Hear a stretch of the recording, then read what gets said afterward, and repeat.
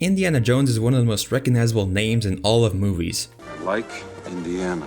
Whether you come from the era when these movies were coming out or Steven Spielberg is your dad's favorite director, everyone's at least heard of or seen Harrison Ford don the brown fedora. It was born as an idea from George Lucas's love for serial films from the 30s and 40s, and Spielberg's inkling to make a Bond movie, which until somewhat recently you essentially had to be British to do so, is now soon to be a 5-movie franchise featuring one of cinema's most iconic characters. Now this video's purpose is not to educate you on the conception or the history of the films. Wikipedia is free, and you know what? It's quite a read, especially with George Lucas's initial ideas for the character.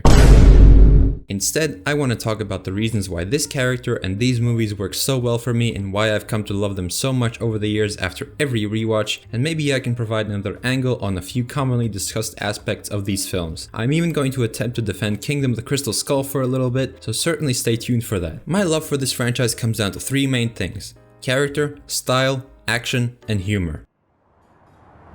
Was it that well? And the latter 3 all sort of tie into the character a bit, because ultimately that's what these franchises that focus on one guy are. They're very character driven and the movie is built around them. The Bond movies are a prime example of this, where you have your central spy and everything else is assembled around him. The Indy movies are no different. So let's start with the character.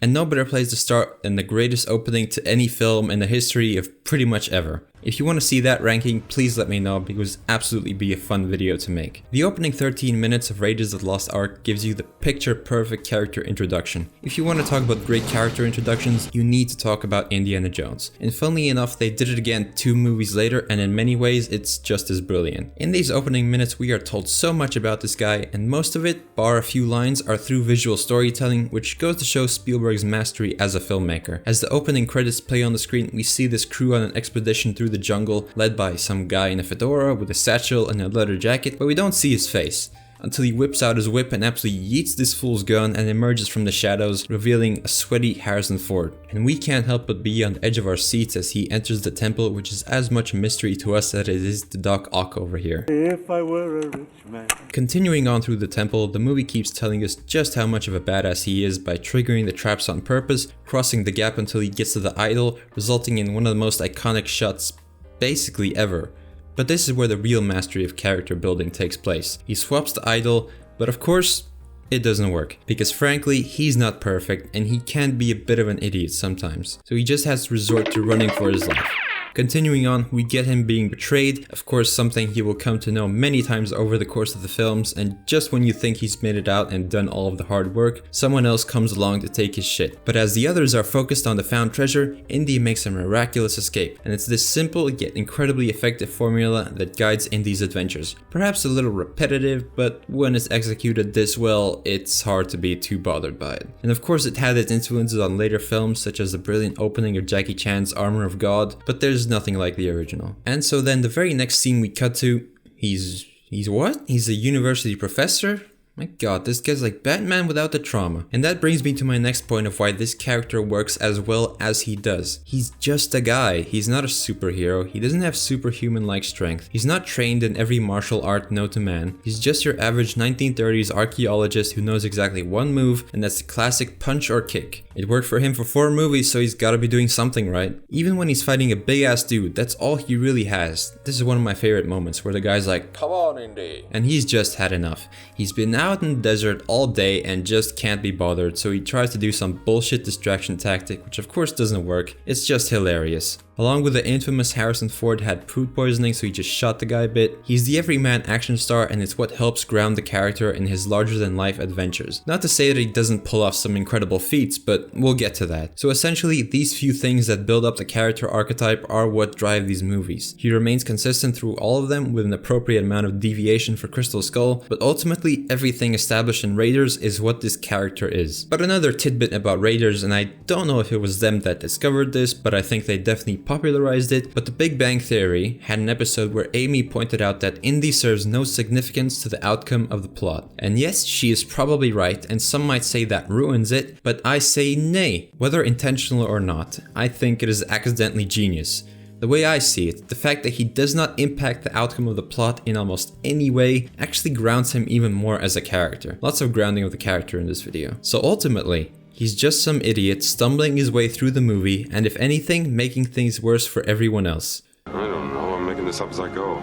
If that's not incredible storytelling, I really don't know what is. To speak about the style of this movie, there's no other way to say it, there's nothing quite like it. It is absolutely the greatest adventure movie and franchise in general out there. A very important distinction. Adventure, not quite just straight up action. You don't need to be a genius to determine what I think the best action franchise is. But straight up adventure or even action adventure, that title absolutely belongs to Indy. Although we could definitely have a conversation about Pirates of the Caribbean, and we definitely will someday. From the unique settings to the classic John Williams score that you can't help but love each and every time it plays, Steven Spielberg and his entire cast and crew bring it all together to create one of the most distinct film experiences out there. Most of everything is real, characters interact with things in the room, even something as simple as picking up an object, which feels like a given, but honestly it's something that the biggest blockbusters sometimes forget to do these days. And yes, there's certain things in Crystal Skull that take away from the realness of the 80s, but you know what? It was 20 years later, I think they earned the right to play with CGI, even if it sometimes is a little too much. Even the brief 50s Cold War aesthetic that we get in that movie really fits Indy, and I stand by that the opening is really great,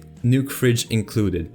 I watched that scene on repeat as a little kid, although I couldn't get past that level in the Lego video game. I hope they can integrate the 60s in Dial just as well, but ultimately it's a lot to try and compete with the settings of the first 3 movies. The point is, these movies feel real. The conversations that the characters have are incredibly engaging, the sets are real, the sweat is real, movies are real, and the story of each film only elevates them. The Ark of the Covenant, a scary death temple, the Holy Grail, fucking aliens?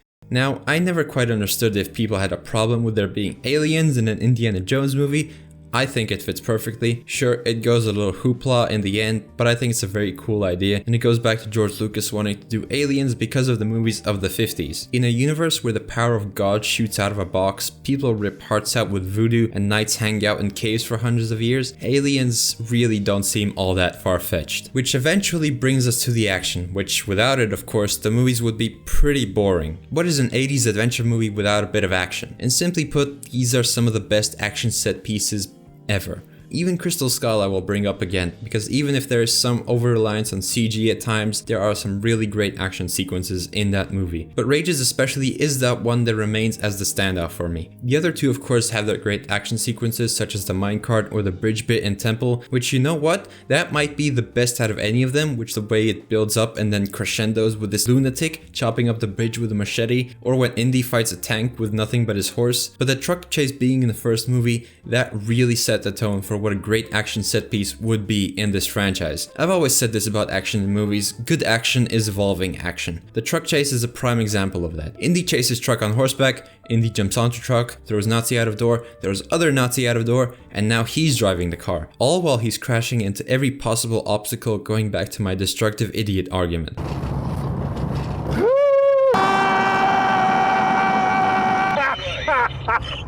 After dispatching of a few more enemy cars, he's thrown out of the windshield in front of the truck, slides himself under the truck, is being dragged across this gravel road, comes back up the truck, re-hijacks truck, and drives off. Now, I've described it all pretty poorly there, but watching it all unfold in real time, with real dust flying across the screen with a John Williams score supplying the backdrop, it's a gem of an action scene of that era of filmmaking. Nowadays, it would be a guy on a green backdrop on a treadmill with some guys in green suits pulling on the whip side to side. Okay, maybe it wouldn't be that bad, but you get my point of how we become reliant on these techniques. Luckily for us, there are still those who wish to keep a solid amount of the realness of the cinematic experience. Another thing that I noticed is that these movies do so well in terms of their action. Yes, you might call it repetitive, but as I said before, if it's good, who really cares? It's done a few times in each movie, but essentially it goes something like this. The general action sequence has already begun, then one of the characters is placed in some sort of precarious position in which a few moments they will surely be killed, so it is then up to another character to save said character in a precarious position, and right up until the very last second, there's plenty of tension until the character in danger is ultimately saved. Again, much like these movies in general, simple,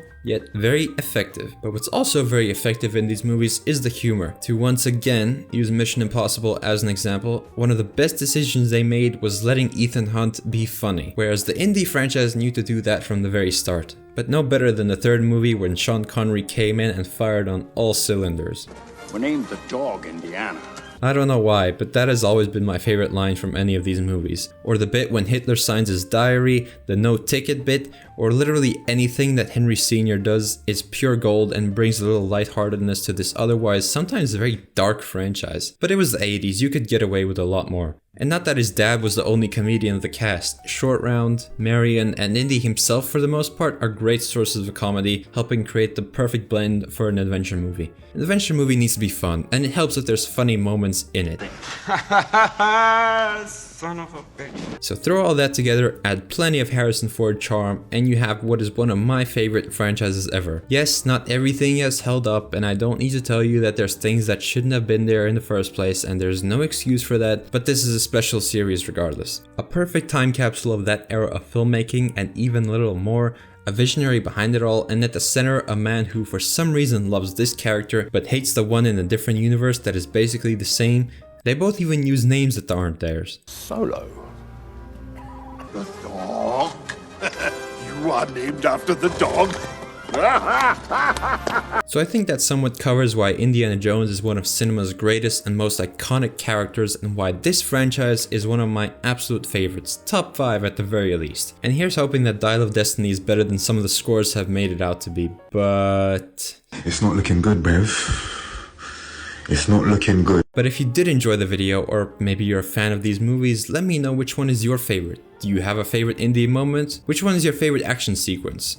Make sure to like the video, subscribe for more, and I'll see you in the next one.